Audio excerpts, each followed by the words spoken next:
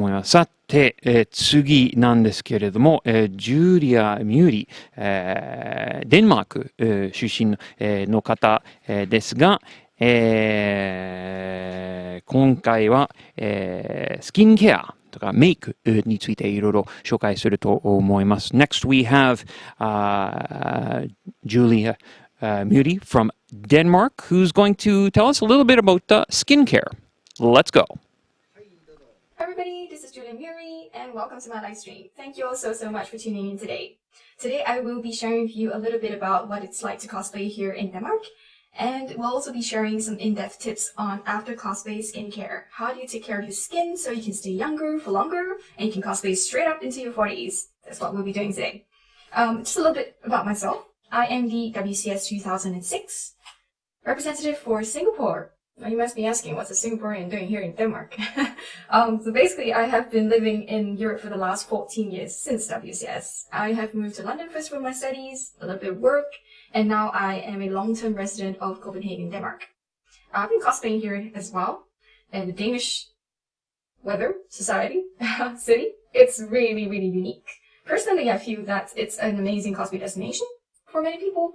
The only difficulties being the weather, for one, and the wind for another. But if you were to ask me, so what's Copenhagen like? Why do you say it's an ultimate cosplay destination? I think you should look at this video that I have for you. So I will be taking you on a real quick tour around Copenhagen as Violet Evergarden. Enjoy!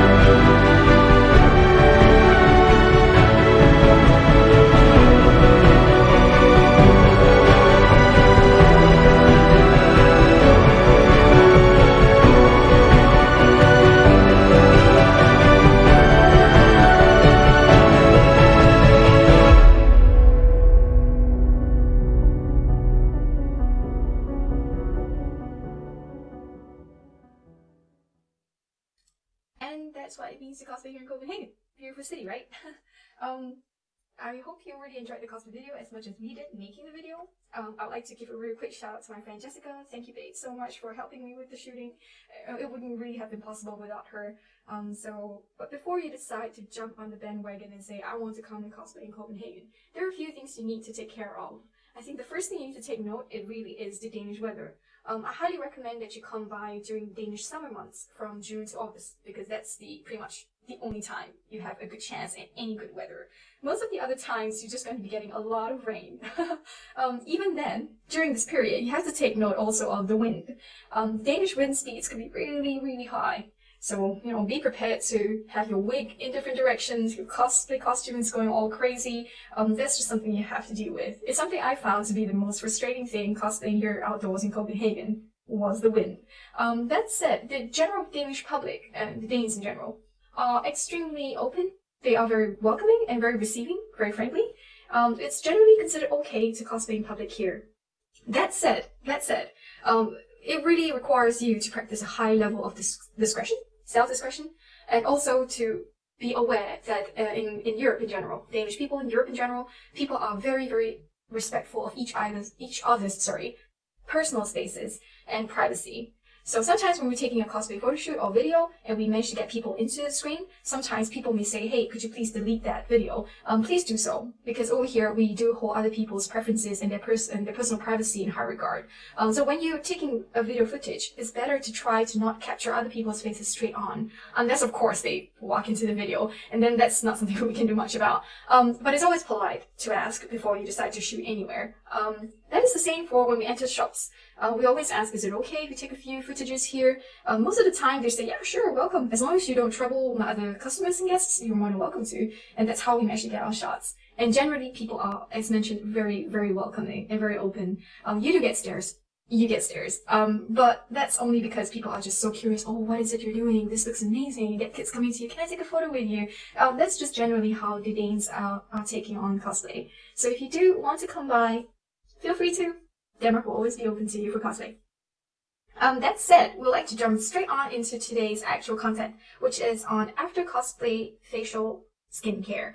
That is something that I felt was not quite emphasized in the cosplay community. We get a lot of good makeup tutorials and so on, but there hasn't really been very much on how to take it off correctly. How I think about it is that cosplay skincare is as important as makeup.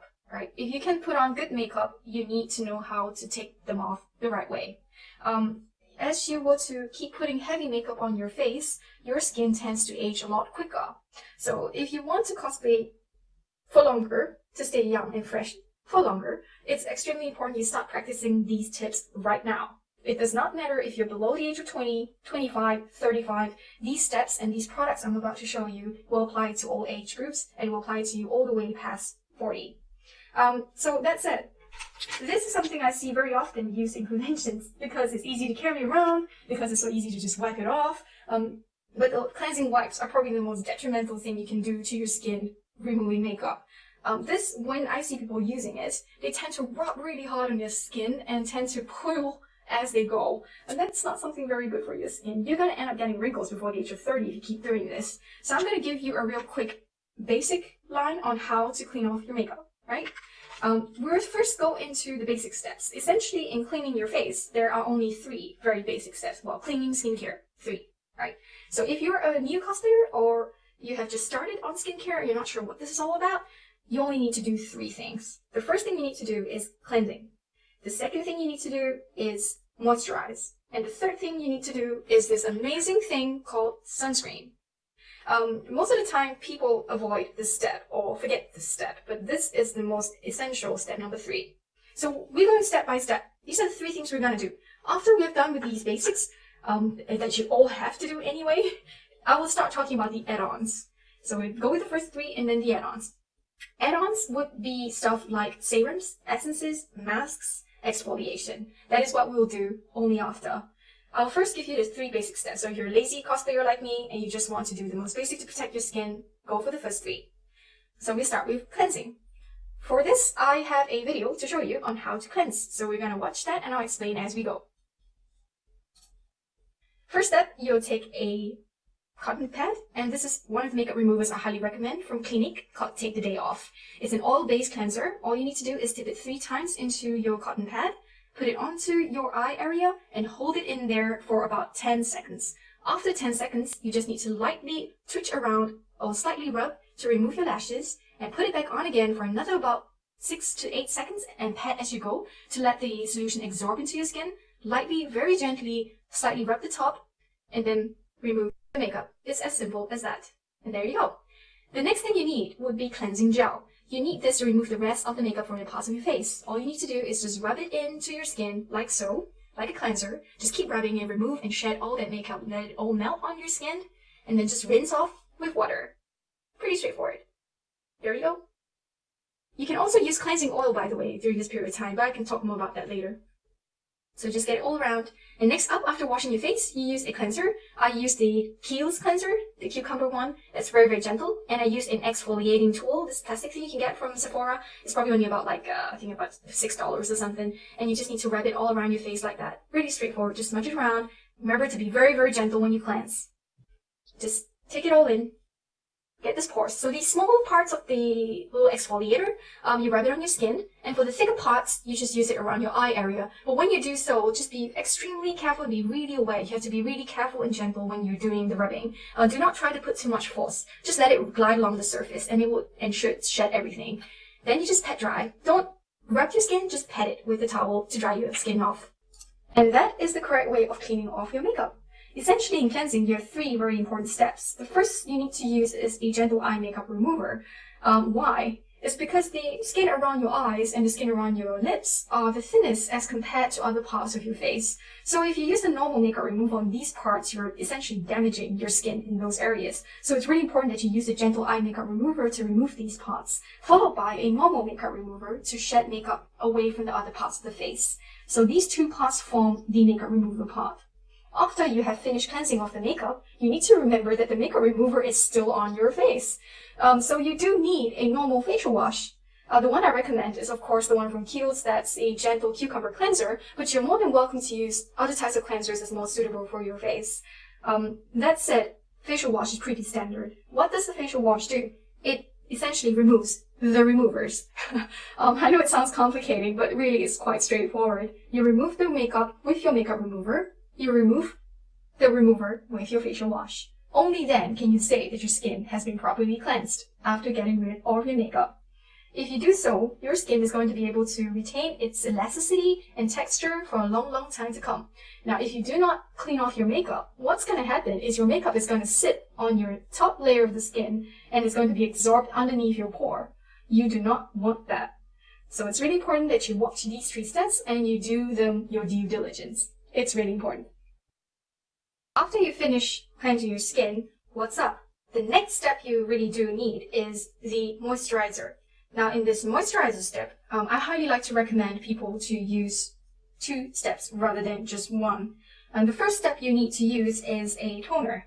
Now, I like to use a skin conditioner, but you're welcome to use any other types of toners out there. There are some really good ones from Clinique and Clarins that I highly recommend, but make sure that when you use a toner, do look out for the materials and ingredients. If it has alcohol, it may be a little bit too drying for you, so try to avoid toners that have alcohol in them. What is a toner? So the first step is toner, followed by a moisturizer. Now, why toners? Essentially, after you finish washing your face, your pores remain open. And what that means is that impurities can continue falling in. So I like to use a toner to just wipe on the top of the surface of the skin to get rid of all the impurities. And the toner will also help to shrink your pores so that your pores don't get clogged with any potential dirt that you're just coming across before you put on your moisturizer. So I find that the toner step is extremely essential to me. It's also really hydrating, especially skin conditioners, because they help to hydrate your skin as well. But if you have oily skin, a toner is almost a must, because some toners have really good properties that help to prevent your pores from remaining open or creating or generating more sebum and oil. So it's really important that you use a toner as your first step of moisturizing. So in step number 2, moisturizer, you have 2 steps. First, your toner, and then next, your moisturizer. Now, I highly recommend this one moisturizer I'm currently using. I have tried so many products in my life. I have very dry, sensitive skin, so it's not that every product works for me. But this product has been the best hydrating product I've ever used. It's the Avene Hydrance Eco Gel. And this is usually used for sensitive skin people like me, but if you have oily skin too, you might also want to look into this. Why? There are actually essentially a little bit of science on your skin. Essentially, your skin needs two things. It needs both of them. It needs water and it needs oil. If you have none one of the two, your skin is going to start reacting. Now, oily skin people tend to have more oil, but they too can be dehydrating. Your skin can still be dehydrated despite being oily. So you do need to remember that your oil and water balance on the skin must be good. If you don't have them, you're going to start getting issues. Now, for me, I have both problems. I have dry skin, which means my face doesn't produce enough oil, and I also have dehydrated skin. It just doesn't have enough moisture. So you do need both. And this product is extremely good for replenishing moisture. Yeah, not oil. I can't promise that it can replenish good oils in this one. You can use subsequent products to help replenish oil, but for a basic moisturizer, this really, really works. So do look into this. As I said, I'm not selling these products. These ones are just purely for my own stash. It's just my own recommendations and my own suggestions, and they really do work very, very well. So this is a good moisturizer to use. So essentially in moisturizing, you need two steps. You need your toner and you need your moisturizer. You can always find a moisturizer that is more suitable for your skin. Remember that of any products, always first do a patch test. How do you do a patch test? Pretty straightforward. You take some of this, and I tend to like to use the skin at the back of my chin or jaw area. So it could be here, or it could be here. I tend to like to prefer using these because if I have any reactions, I can see it right away. And also, they're not too visible if I have to go out. Sometimes you will start seeing itchiness appear here when you do patch tests.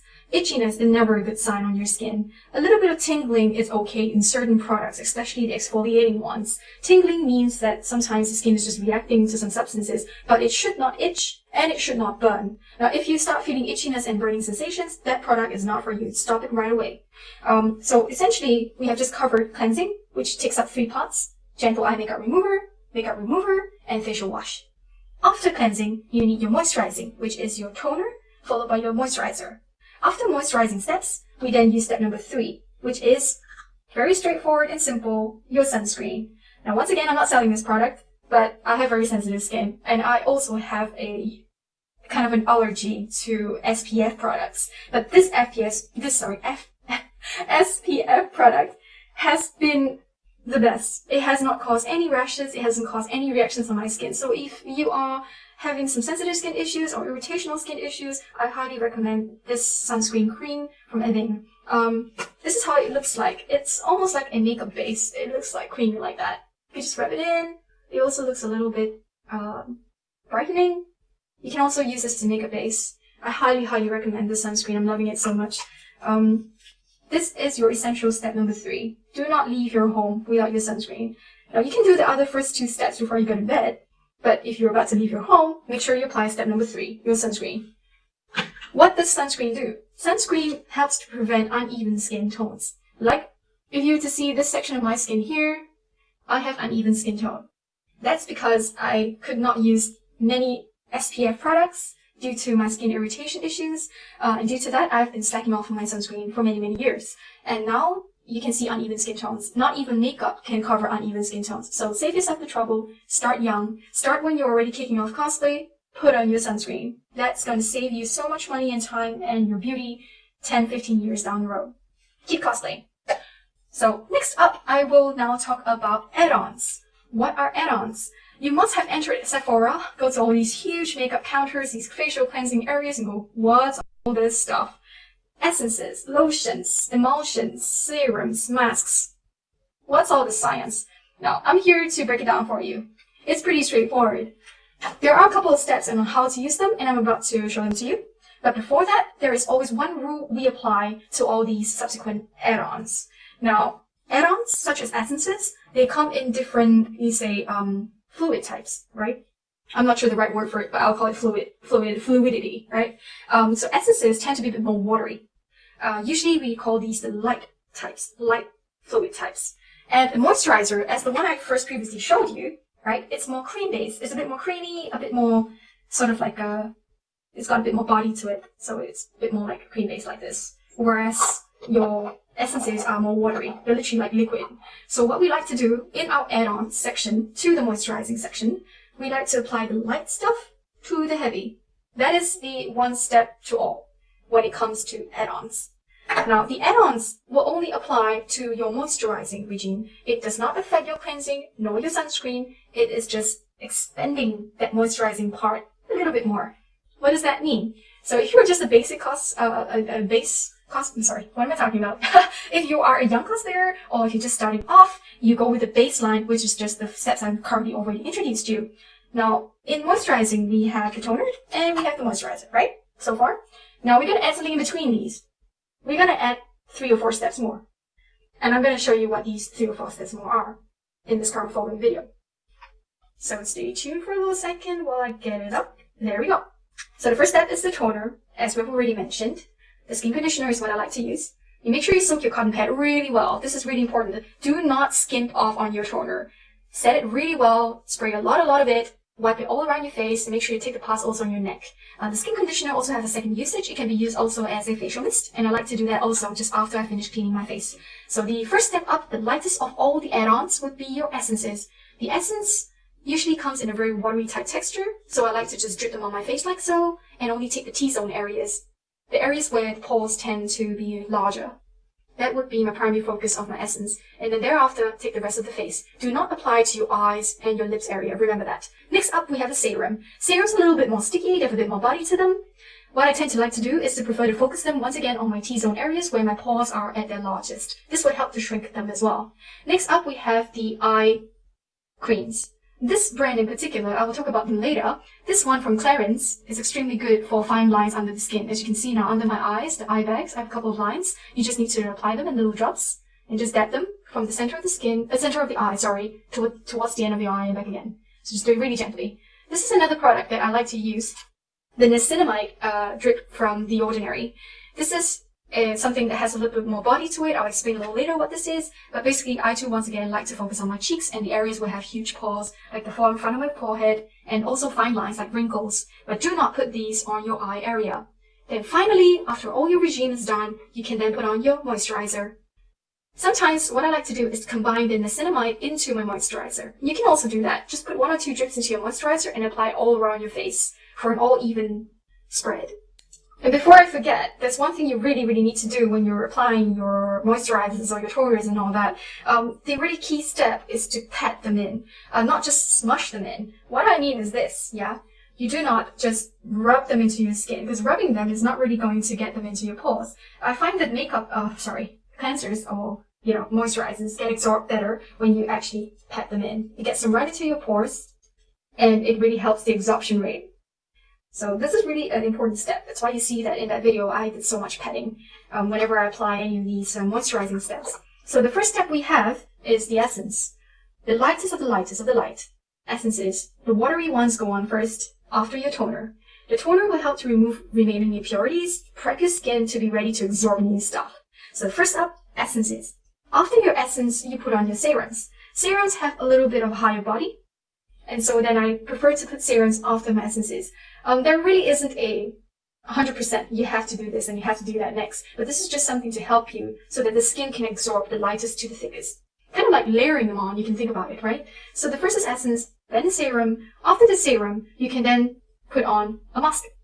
I know sometimes some people say, well, why do you need essences and serums then? I like to prefer to put them on, have them absorbed in completely before I then go into my mask.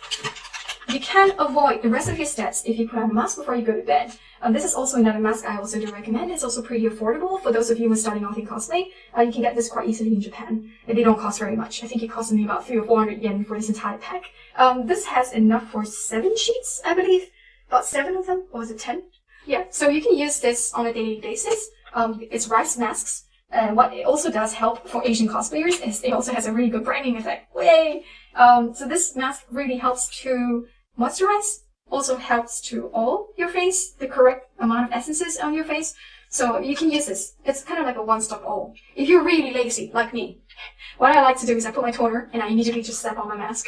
You can also do toner, essence, serum, and then slap on your mask. And after I've taken off my mask, then I proceed with the rest of the regime, which is my eye cream and then my moisturizer. There is not really a one true way on how to do this, But this is just one way that you can go about it so that the products get layered on the correct way. And you need to know that some masks are a little thicker than others. This is a light mask. Some masks, like the one from 2 teaspoon, the one called Honey Banana Mask. I don't currently have a product, but you can Google that, Honey Banana Mask. That mask is one of the most restorative masks I've ever used in my life. That would literally just turn your skin over kind of overnight. It's some of the best hydrating masks I've ever used. You can definitely look into that if you like something. If you say you cosplay today and tomorrow you need to appear again for cosplay, that is something you really want to put on your face. So remembering the moisturizing step, it's pretty straightforward. It's just your toner and then everything else. Toner, essence, serum, or whichever you choose, followed by your moisturizer. Or you can put in a mask. Pretty straightforward. That's all you really need. Now, in the video, I also mentioned this niacinamide from The Ordinary, right?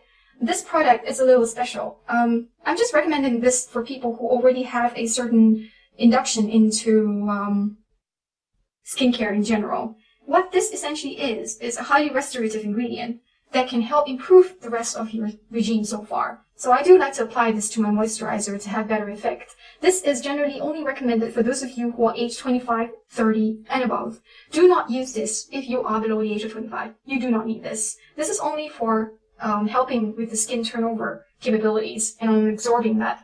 It has to be used in conjunction with exfoliation. Now, here's another thing about exfoliation.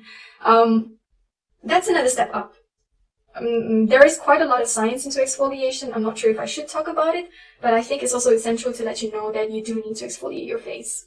Now, if I were to go into exfoliation, it's essential. But I would also like to let those newer cosplayers or people who are new to skincare in general know that you do not need to have all these in place. The essences, serums, exfoliation, niacinamide, all these are add-ons. You just need to follow the first baseline regime first. Once you're used to that, then you can start learning and going back to this stream and think about all the other add-ons. So kind of it, really. Once you go into these steps and you keep to your baseline 3 first basic steps, you can't go wrong with makeup skincare routines.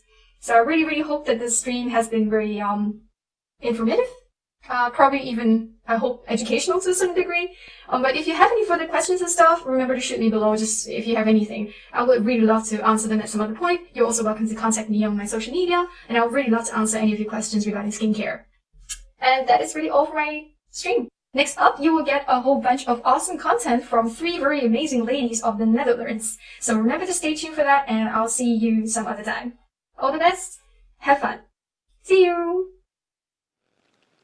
Thank you very much, Julia, for some great information on skincare. さあ、デンマークのジュリアから、コスプレイヤーとしてとても大事な、情報、スキンケアについて、なんでしたけれども、プレゼンテーションの中にあったんですが、ジュリアの方が、2006年シンガポール代表でした。で、コスプレのために、愛のためにデンマークに引っ越しして、現在はデンマーク在住です。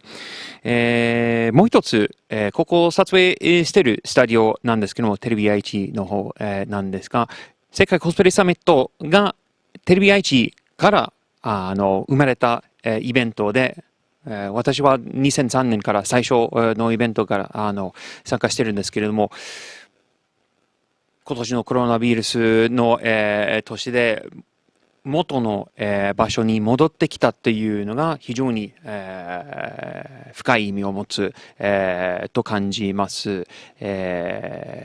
すごく、そういう意味では嬉しいです。One thing that I would like to say is that well, first of all, for Julia, she was the representative for the World Cosplay Summit from Singapore in 2006. And for Love and Cosplay, she moved to Denmark. One more thing, the studio that we're using right now for the video recording is at the Terebi Aichi studio. World Cosplay Summit started through Terebi Aichi, Aichi TV. And it's great to come back to the World Cosplay Summit, the place that it was born, in these times of the coronavirus, to do what we're doing right here. So that is very special. A couple of comments that I see in the chat here. I see people talking about the sombrero. I have the sombrero right here. Yo tengo lo sombrero aquí. And Twitch chat also is looking very lively there. People saying hello, greetings. And yeah, I think World Cosplay Summit 2020 ONLINE 玉越品川美容外科海と日本プロジェクトブラザージョブトライブスご覧の各社の提供でお送りしております。あなたを